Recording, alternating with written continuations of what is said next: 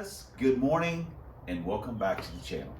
You may have noticed right off the bat that we are already green for the money, gold for the honeys, but gold also goes with our black and gold Trans Am shirt.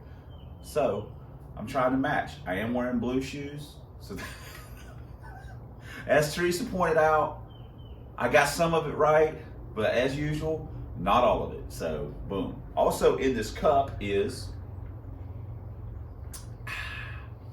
orange crush. This is just like orange juice. So it's morning time, we're having orange crush. We are currently, what? You know, like the way that chair sounds? Jesus Christ. We are currently waiting on David to arrive. He is bringing our iron high ports, so I'm kind of excited to see those. He's also bringing a T5. Not so excited to see that, but hopefully that'll be something we can just, hey, don't get around that. Hopefully that's something we can just get taken care of real quick like. And then later on we'll talk about the high ports a little bit more. Again, if you haven't checked out David's channel, it's FXRS Driver. All his videos are very monotone, very short, very little of David in them, mostly just his talking hand thing.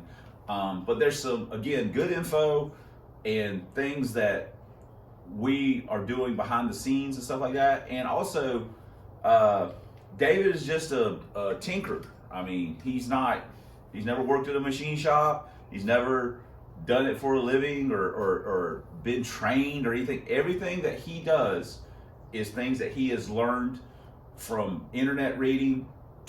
And when I say that, talking to people that know what they're talking about, people that are experienced in the field that he's exploring. So he's not just some willy-nilly guy that thinks he's some great head porter or intake porter. He admits his mistakes. He does a lot of research, and he's not scared to experiment, but he doesn't think his way's the highway. That's just not who he is. But he is, and it's not just, hey, let's just hog these things out and let it fly. That's not how he rolls. He is honestly more on the safe side of porting, the conservative side, than you would say the crazy side. So, but a lot of our stuff, at least my stuff, runs as well as it does because of the work that David has put into heads or intake or whatever, or even just from ideas of why don't we try this or why don't you try that, or he has helped. I don't want to say my program, but he has always pushed my agendas, car racing agendas, further and further and further. He taught me to not be afraid to fail. That is the one thing I can say that David has done without a fact, without anything, is that he has taught me, do not be afraid to fail. Just go up there and let it rip. And if it doesn't work, we can always change it back.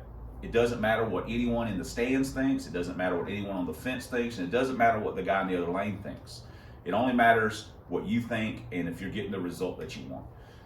So that's really helped make my racing more enjoyable, honestly, is that we look at it as testing and experimenting and having a good time. Because you're not just always working on the car either.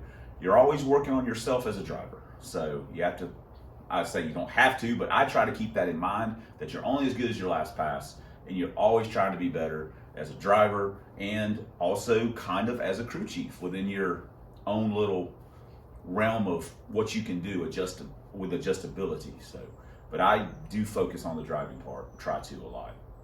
Get it consistent and then try and get it fast, which is sometimes hard to do when you're constantly changing things. You get to a point where you can kind of settle down and just work on that combo. And with a lot of different cars, that takes a long time to get to that point, I think. Anyway, all right, a lot of talking, but we'll see David here in a few minutes. Just want to go ahead and get this morning warmed up, get a little orange in me, and maybe I'll see if he wants to go to the junkyard if this whole deal doesn't take too long. That'd be fun. We need to go check it out. Been in a while. People ask about junkyard videos. I've been kind of wanting to go and see if there's anything there. We've went to the junkyard probably 2 or 3 times. There has been nothing there worth filming. I hate to say it, but that's just the truth of the matter. There's just been nothing there. So maybe we'll go check it out and maybe get some Whataburger. I don't know. We'll see. All right, we'll see you guys in the next clip.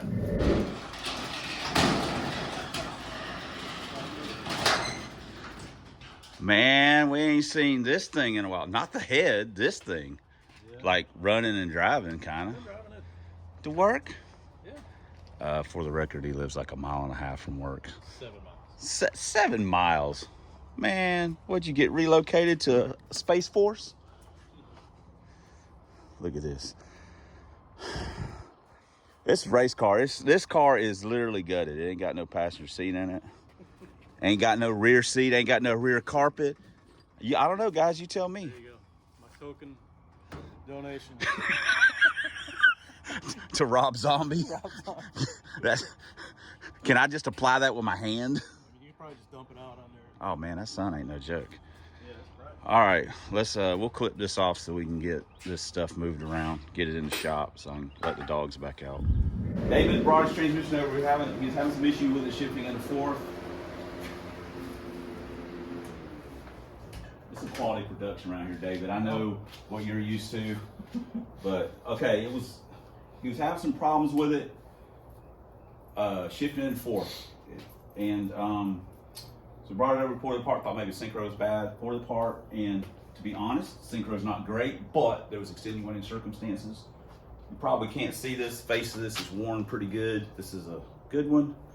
This is not as good, but the big thing is that when we opened it up, we found all of these little pieces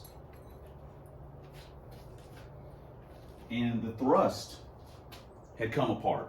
Now, I know some people, oh, well, you know, it's probably look, this and that.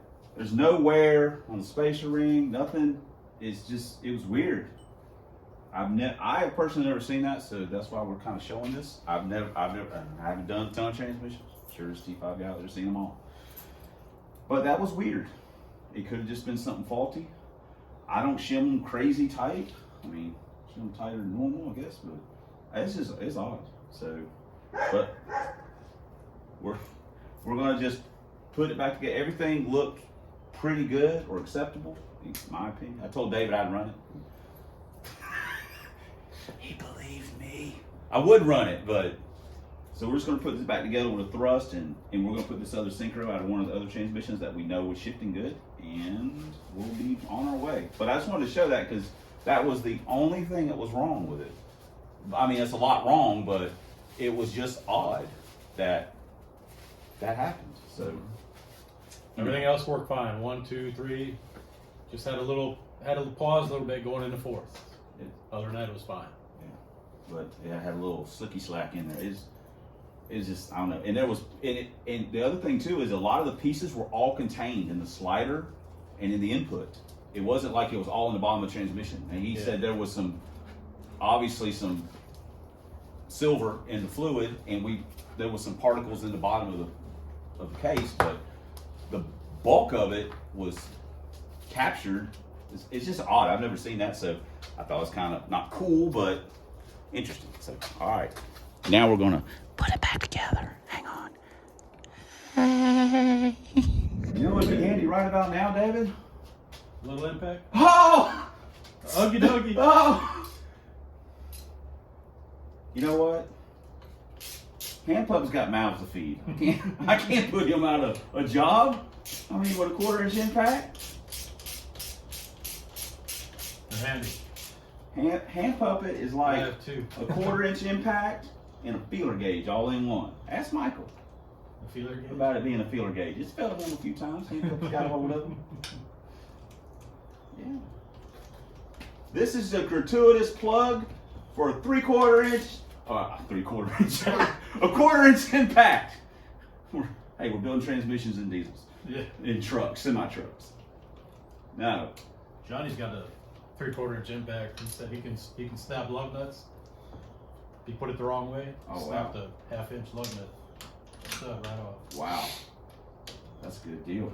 I mean, that's the real deal. Yeah. That's not something I need to have. No, I don't either.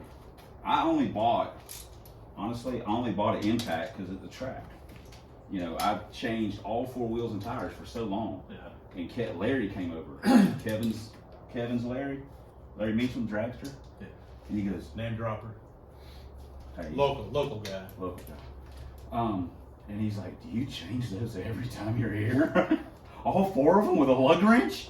I said, yeah. And he goes, he just shook his head, started laughing, and walked off. And I said, well, damn. I mean, you know. Yeah, because I showed up. I think Michael had to do Altman first, and I've got a pack, the Craftsman pack with like a drill and a impact and a light and a vacuum or something crazy like that for Christmas. Cars and coffee. Yeah. And now I've got a little 1/4-inch drive Uggy Duggy. It's quarter, you know, the small one, and the Uggy Duggy is the big one. Yeah. I like to say, I like doing it by hand. I don't like wearing gloves. Nothing wrong with it. I'm just saying, people say it, and I get it. It makes things faster. Hand built, handcrafted. It would make the video shorter. That's a fact. That's always a bonus for me. It's always a bonus, yeah. So, okay. All right. We're gonna shut you guys off. All we gotta do is put the tail shaft on and put the input bearing chain on. We'll be good to go, I think. We got another, they're always satisfied when they're leaving. I asked Dave if his car was locked, carrying transmission. He said, yeah. I said, well, I'll take transmission. He goes, no, just reach in my pocket and get them keys. And I said, okay, and which one? He goes, no, I'm just kidding. He said, I see what you did, Pirate. I said, hand puppet, he don't discriminate. He a hoe puppet. Ho, ho, ho, when he wants to. He's cheap too, man. Hand puppet ain't very, look at that right there. Hand puppet ain't no joke. So, all right. I think we're gonna go grab some Whataburger. Yeah. Yeah. We're having an after transmission lunch. Kevin is not a weapon. That shirt is true. Kevin's a weapon. I asked David what he's going to get to drink. I said, you getting some tea? He goes, a little bit of both. I said, you getting an old timer, like Eric. That's what old people drink, dude, half and half. I'm 60. I don't need to be sweeter. I'm already, already there. All right, well, I'm just going to get regular stuff. This is a tool. I am the weapon. I'm going to get one that's got Bruce Lee on it. There you go. Even though I know no karate. And my T5 foo is questionable at times. Just ask Dr. Fear. So, ask Socko. He'll tell you the truth. As Dr. Fear calls him, the sock. So anyway, all right. What are you doing? You working on your 55? Getting ready? Well, there ain't no ready about it. Oh, what? I'm 4 bolts away from having the oil pan off. What? Hashtag Chevy life. Full pump pickup tube fell out. Is that what was rattling? It was beating the crankshaft. Good Lord. Well, at least that mystery's been solved. Yeah.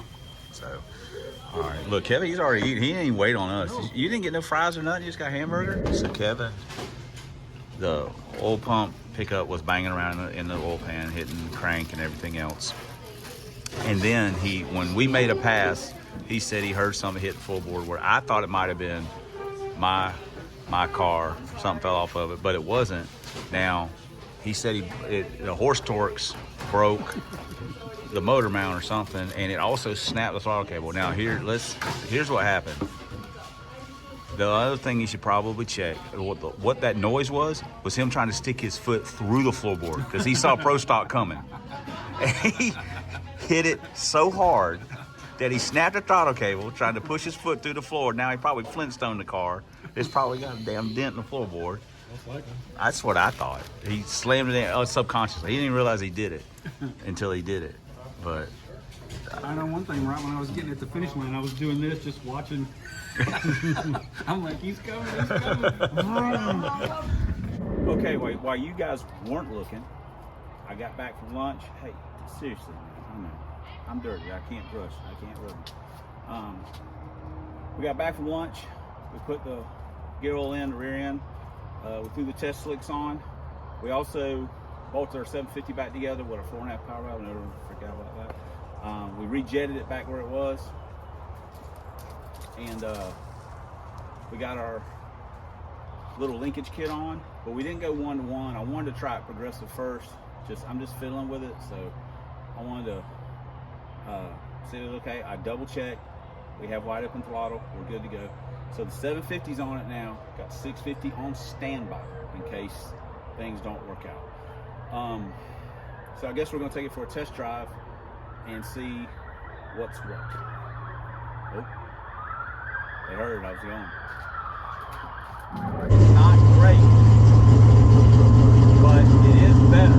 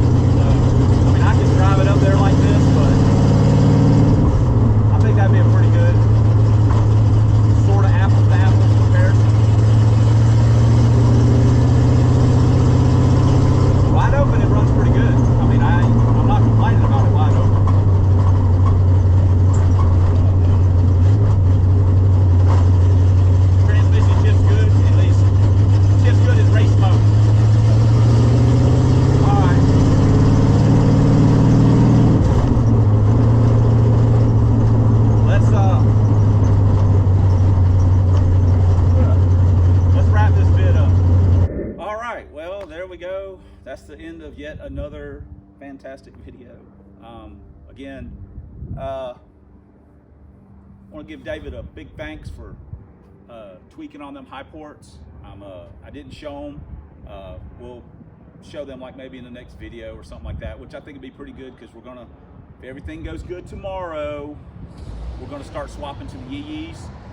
And you know, I think that'd be kind of cool. You know, I mean, I can just show you side by side, say this is what we're putting on compared to this is what these are.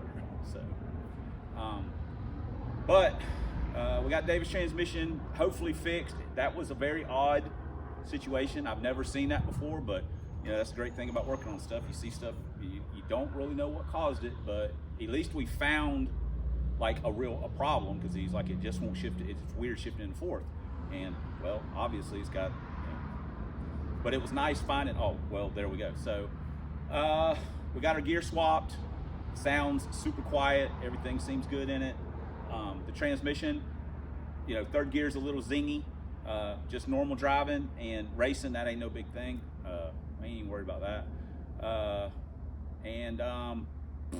We got the 750, it's a work in progress, but I feel like we did make some progress. I mean, you can say, well, I don't really know what we did. We just put the 4.5 in, and I just rejetted it, messed with the mixer screws a little bit, and it's better. It's not great, but it's better. Feels good at wide open. So we're gonna take it. We're gonna put the 650 back on, like I said in the car. We're gonna take the 750 with us.